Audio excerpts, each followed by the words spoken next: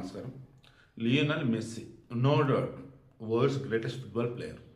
అర్జెంటీనాకి ఒక రకంగా దేవుళ్ళు అంటాడు ఫుట్బాల్ విషయంలో. అతనికి కలకత్తాలో 70 అడుగుల విగ్రహం ఎందుకండి? మన ప్లేయరా? కాదు. పోనీ వాళ్ళ అర్జెంటీనాలో మన శత్రుకి ఏమైనా విగ్రహం పెట్టారా? లేదు. చెప్పుకుంటూ పోతే ఒక క్రీడాకారుని గౌరవించు. ఎప్పుడు ముందు నీ ఇంట్లో ఉన్న క్రీడాకారులను గౌరవించి అప్పుడు వేరే నువ్వు గౌరవించు. గౌరవించేసి నథింగ్ బట్ ఏదైనా పెద్ద విగ్రహం కడతావా, డబ్బు సాయం చేస్తావా, అది నీ ఇష్టం. సునీల్ ఛెత్రి మన భారతీయుడు, సికింద్రాబాద్లో పుట్టినటువంటి వ్యక్తి. సరే, వాళ్ళు నేపాల్ నుంచి వచ్చారు, అక్కడ సెటిల్ అయ్యారు.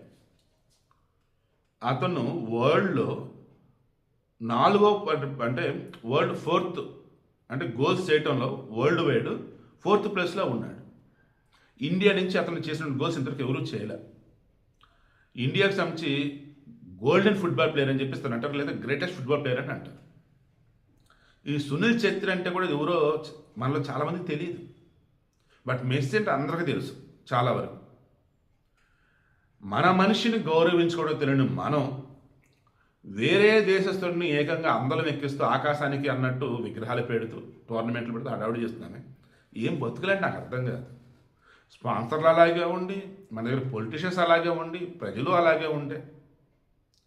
బట్ మెస్సీకి తెలుసు సునీల్ యొక్క గొప్పతనం. అందుకే అతను కనపడిగానే విష్ చేసి దగ్గర తీసుకుని ఆ రకంగా.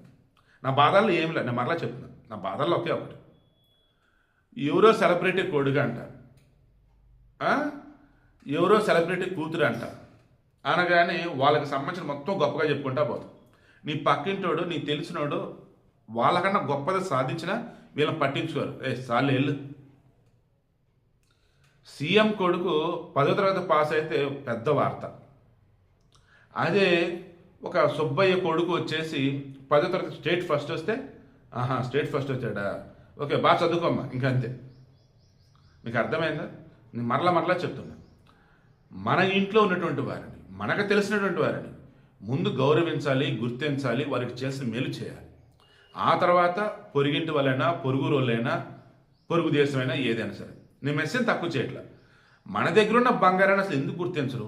మన దగ్గర ఉన్న డైమండ్ మీరు ఎందుకు గుర్తించరు? దయచేసి ఇప్పటికన్నా కానీ మీకు తెలిసిన వాళ్ళు, మీకు కనపడ్డ వాళ్ళల్లో నైపుణ్యం ఉన్నటువంటి వాళ్ళని గుర్తించండి, గౌరవించండి.